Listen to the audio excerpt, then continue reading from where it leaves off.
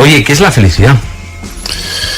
Es un estado de serenidad, es un estado de equilibrio y de paz, incluso en medio de la dificultad e incluso en medio del sufrimiento.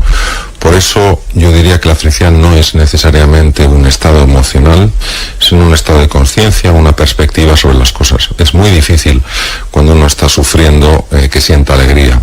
Ahora, cuando tú ves que en tu sufrimiento hay un sentido, aunque a lo mejor ese sentido se te escape, pero te abres a la posibilidad de que haya un sentido. Precisamente lo único que no nos podrá nadie quitar. Cómo decidimos, cómo elegimos relacionarnos con las cosas que nos pasan en la vida. Y es muy importante que sepamos que eso existe, que necesitamos utilizar eso y que ese espacio de libertad es un espacio que se conquista día a día. Nos tomamos las cosas de forma demasiado personal porque estamos habitualmente en estado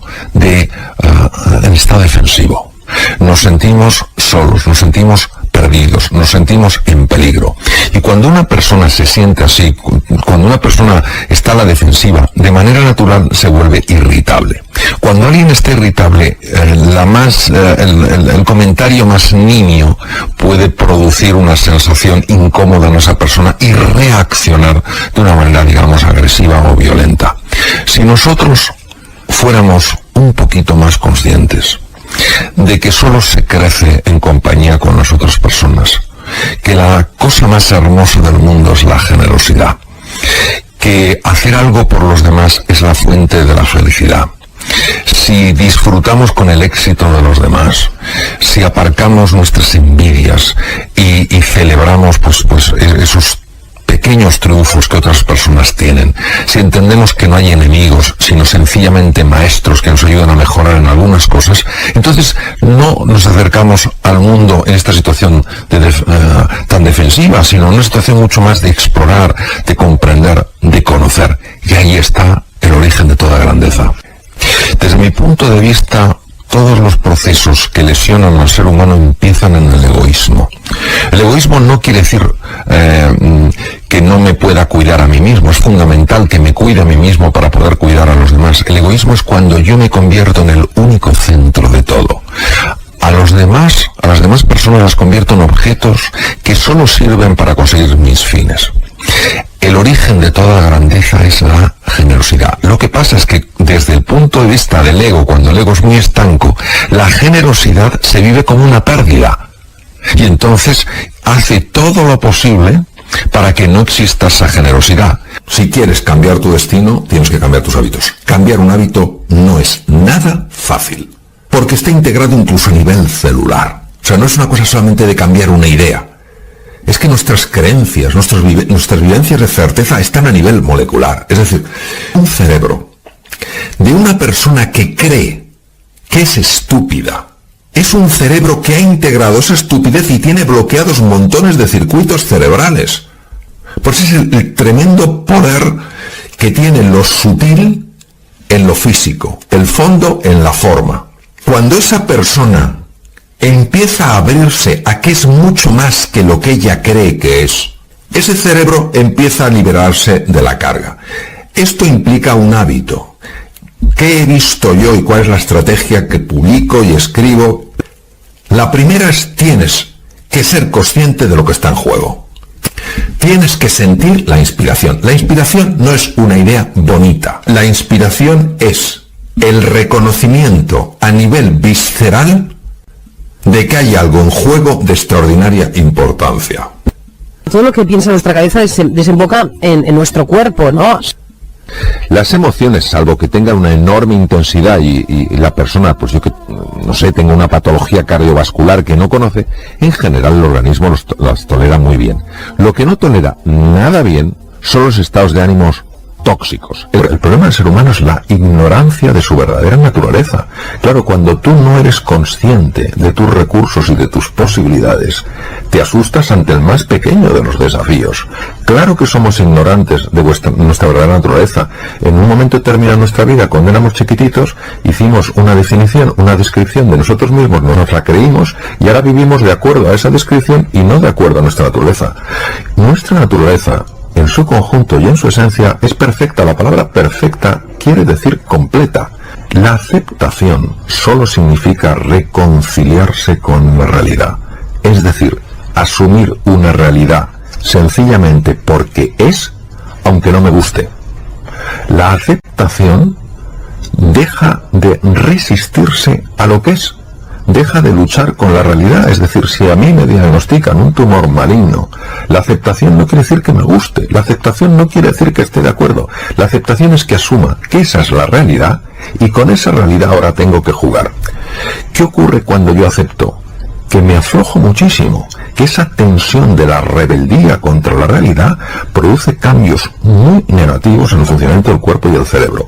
La resignación es una actitud pasivo-agresiva. Es decir, no es que yo me ponga a dar gritos, no es que yo empiece a dar voces, pero hay una resistencia, hay un rechazo oculto a esa realidad. Sabemos que la actitud pasivo-agresiva, mantenida en el tiempo cuando es un estado de ánimo, produce una elevación de una hormona que se llama cortisol y que es muy negativa en el funcionamiento, por ejemplo, del sistema de defensa, del sistema inmunitario, en el metabolismo óseo, en el funcionamiento del tubo digestivo. Es decir, la aceptación me permite tomar acciones una vez que he asumido que esa es mi nueva realidad. La crisis, en el fondo, es una llamada a hacer un cambio fundamental en la forma de pensar, en la forma de vivir y en la forma en la que la sociedad contempla las cosas. Lo que ocurre es que dependiendo de la forma en la que nosotros valoramos esa crisis, vamos a obtener un resultado u otro. Por ejemplo, si una persona ante una situación de crisis, una situación de dificultad, una situación de inflexión en su vida, lo valora como una oportunidad para hacer un cambio fundamental en su forma de comportarse, en su forma de moverse, en lo que sea, en ese momento esa crisis le va a ayudar a explorar un campo nuevo. Si una persona ante una crisis empieza a valorarlo como una desgracia, como un espanto, como algo terrible, la propia emocionalidad que surge de ese diálogo interno le va a impedir encontrar posibilidades aunque las tenga delante de las narices. Es la valoración del evento lo que genera la experiencia en la persona. La palabra foco o la palabra atención, el foco de la atención, es clave. Nosotros vamos muy distraídos por la vida. Cuanto más complejo sea el entorno, más claras tienes que tener tus prioridades. Cuanto más difíciles son los desafíos, más anclado tienes que estar en tus valores. Eso es el foco. El foco es no dejarte distraer por cosas que son irrelevantes. En cirugía es fundamental tener foco. En la vida es fundamental tener foco. Tener foco es decir sí a lo fundamental. Y obviamente para eso hay que decir no a lo que no es fundamental. ¿Cómo controlamos el subconsciente en situaciones complejas? Es impresionante, es un campo que a mí me fascina, lo investigo hace muchos años. Que te abras sencillamente a no controlar, sino a dejarte moldear. Y lo que nos falta es humildad para abrirnos al misterio. Humildad para abrirnos al silencio. Humildad para abrirnos a lo que no tiene forma, porque lo queremos controlar todo. Entonces, no, yo esto lo tengo que controlar, pero ¿cómo vas a controlar el viento? Pues es exactamente igual.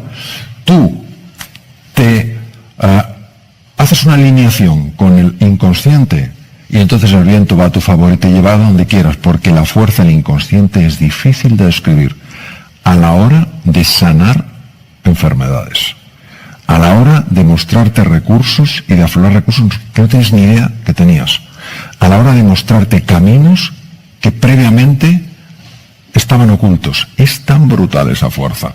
Pero ¿qué ocurre? Que tenemos una idea a veces muy limitada del inconsciente, y cuando hablamos del inconsciente estamos pensando en los grandes conflictos neuróticos, en los grandes conflictos de Edipo, de Electra, etcétera, etcétera. Claro que hay cosas en el inconsciente. Pero precisamente, si esas cosas te están lastrando en tu vida, más vale que las veas para que las puedas gestionar. Intentar dominarlas, intentar controlarlas, no ayuda a la solución. A mí lo que me ha ayudado muchísimo para conectar con el inconsciente ha sido el mindfulness, la meditación, brutalmente, entrar en silencio, contacto con la naturaleza, escuchar a personas con enorme sabiduría, y me ha ayudado brutalmente la lectura. Cuando tú realmente conectas con el libro y ese libro te está transmitiendo cosas que van más allá de las letras. Es como si hubiera dos dimensiones preciosas en la realidad. Mario, ¿todo pasa por algo? Hay dos formas de ver, desde mi punto de vista, la vida, como algo completamente azaroso, es decir, una cosa puramente una evolución mediada por el azar, o como algo perfectamente organizado por una inteligencia de otro orden. Para mí, en mi vida personal, el considerar y el vivir conectado con una vida que quiere lo mejor para mí me ha ayudado muchísimo a pasar de una forma distinta episodios duros. Entonces, lo que normalmente en el mundo de la pura evolución, lo que se llama el materialismo, que no es la negación de lo material, es que todo se justifica desde la materia, donde el materialismo se queda corto, a mí me parece que la trascendencia nos abre. Para el materialismo puro sería una casualidad, desde la otra dimensión sería una causalidad. Si yo me enfrento a lo que me está pasando y activo la amígdala, seré mucho más incapaz de resolverlo. Si yo acepto esta realidad que esconde una lección que de momento no veo y me abro a aprender la lección, yo mantendré, estoy hablando a nivel puramente biológico, mantendré mis zonas anteriores del cerebro plenamente operativas y podré navegar mucho mejor. Por eso es tan importante gestionar ese estado de nervios o ese estado de... El problema está aquí, voy a intentar solucionarlo mediante... En ese momento no te vas a poner a relajarte, pero sí manteniendo la calma y no poniéndote nervioso. Sí, y fíjate, Marina, a veces estos procesos son tan rápidos que no es fácil, nada fácil mantener la calma si inmediatamente no tomas el control de tu foco. Inmediatamente tu foco tienes que dirigirlo a la solución. O sea, nada de buscar chivos expiatorios, nada de buscar culpables. ¿Dónde está la solución? Entonces, el foco es rapidísimo cuando tú tomas control en ese sentido. Entonces, ¿a dónde llevo yo el foco? El foco siempre a ganar, nunca a no perder. El foco a la solución, no al problema. El problema ya sabes que está, ¿no? Es como si una persona se está ahogando en el mar, hay tablones por ahí flotando, pero la persona está diciendo, ¿por qué estoy aquí? ¿Por qué? ¿Quién es la culpa? ¿Y quién es la culpa? Que no, si lo importante es cómo salgo de aquí. ¿Cómo salgo de aquí? Porque resulta que tienes un tablón, pero no lo ves, entonces te vas a ahogar por no buscar la solución. Y esto nos pasa muchísimo a los seres humanos, con lo inteligentes que somos. Madre mía, qué torpezas cometemos a veces. Y ahora hay muchas personas que se han quedado atrapadas en el miedo. ¿El miedo a qué? El miedo a la incertidumbre. Y esto es importantísimo que os lo comente, porque hay dos palabras que están sonando muchísimo, por lo menos en temas en los que he estado yo y me han preguntado en distintos lugares. Una es incertidumbre y otra reinventarse. Entonces, a veces me comentan que el ser humano que ante la incertidumbre como que se siente impotente. Y claro que muchas veces nos sentimos impotentes. Se nos han dicho desde pequeñitos, unos a otros nos hemos ido repitiendo, más vale malo conocido que bueno por conocer, pues claro, la incertidumbre no la quiero, prefiero lo familiar aunque sea malo. Pero fijaros qué cosa tan curiosa. Cuando nosotros en la incertidumbre solo vemos lo desconocido, lo que no controlamos, lo que no gobernamos, y nos empezamos a poner tensos porque nos parece que esa incertidumbre es lo mismo que un mundo hostil, es como imaginaros que en esta tarima en la que estoy yo pensara que está rodeada de minas antipersonas. Pues me quedaría completamente rígido, me quedaría bloqueado, me quedaría incapaz de moverme. Sin embargo, si yo sé que tiene sus peligros, como también los tiene la zona familiar, la zona de la que venimos, yo puedo explorar, yo puedo moverme, yo puedo dar un paso adelante, puedo dar un paso atrás y conocer el territorio. ¿Por qué es tan importante establecer una relación radicalmente distinta con la incertidumbre? Lo vais a entender clarísimamente. Mirad, quiero que visualicéis un bosque precioso, y sabéis que uno de los grandes problemas de los bosques, sobre todo en veranos muy calurosos, en veranos donde llueve poco, son los incendios. Si nos enteráramos de que un bosque está ardiendo cuando lleva horas y horas y horas quemándose, sería poco lo que podríamos hacer para intentar reducir el daño. Hay unos detectores de humo en distintas regiones del bosque para avisar lo antes posible a todo el servicio forestal, a todos los bomberos, para aquellos que son verdaderos héroes y heroínas, intenten sofocar ese incendio. Pues nosotros tenemos en el cerebro unos detectores de peligro que se llaman los núcleos amigdalinos. Están justamente situados encima de las orejas, en los lóbulos temporales del cerebro. El cerebro tiene distintos lóbulos, los lóbulos temporales están a la altura de las orejas y ahí están los núcleos amigdalinos. Ahí está nuestro detector de peligro. ¿Cuál es el problema con el detector de peligro? El problema del detector de peligro es que no solamente se activa por peligros reales, un animal agresivo que me quiere atacar o una persona que me quiere robar o que me quiere herir por la razón que sea, y que lógicamente yo lo veo, la amígdala en 40 milésimas de segundo reacciona y va una cantidad enorme de sangre, de glucosa, de adrenalina a mis músculos y yo corro como si fuera una gacela. El problema de este detector de humo es que puede ser engañado por la mente. Y al ser engañado por la mente produce una serie de cambios que no son nada favorables para hacer frente a la dificultad, a la complejidad y a un territorio que todavía no conozco. ¿Por qué? Porque el lenguaje es muy poderoso. Y cuando hablamos de incertidumbre, automáticamente en el inconsciente se abren dos cajones. Un cajón de imágenes, desconocido, peligroso, y un cajón de sensaciones, y empiezo a notar un nudo en el estómago, que la respiración se me altera, que el cuerpo se me contrae, que el rostro se me queda gélido. Y diréis, Mario, es una palabra, sí, pero es que las palabras son como las cerezas. Usas una palabra y te abre una serie de cajones que están en contacto con el inconsciente. Entonces, ¿qué os quiero proponer? Lo que os quiero proponer, queridos, es que veáis en la incertidumbre oportunidad. A veces, cuando uno le da la vuelta a una situación, puede encontrar una oportunidad. Pero si ya la rechaza, si ya se resiste, es imposible. Entonces, claro que va a haber complejidad, claro, la hay, claro que hay peligros, por supuesto, pero no es lo único que hay. También hay oportunidades, también hay posibilidades, también hay caminos. ¿Y por qué es tan importante que asociéis a incertidumbre la palabra oportunidad? Porque quiero que abráis otros cajones en el inconsciente. Cajones de ilusión, cajones de posibilidad, cajones de crecimiento, de evolución. Y cuando tú vas entrenando este lenguaje transformacional, dices, de acuerdo, incertidumbre, es verdad que noto estas sensaciones de incomodidad, pero me voy a posicionar que también hay oportunidad y sabemos que es así,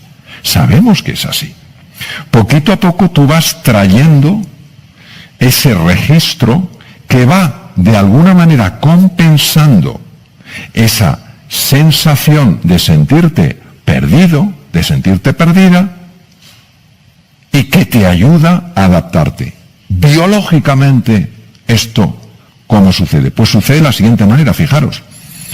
En un entorno nuevo, en la nueva realidad, todos vamos a tener que estar muy atentos a lo esencial, descubrir los patrones que funcionan. Lo mismo que si yo voy al Japón, tengo que entender cómo la gente saluda, cómo la gente se relaciona, cómo la gente negocia, cómo la gente establece vínculos, cómo se mueve, y tengo que estar muy atento a eso.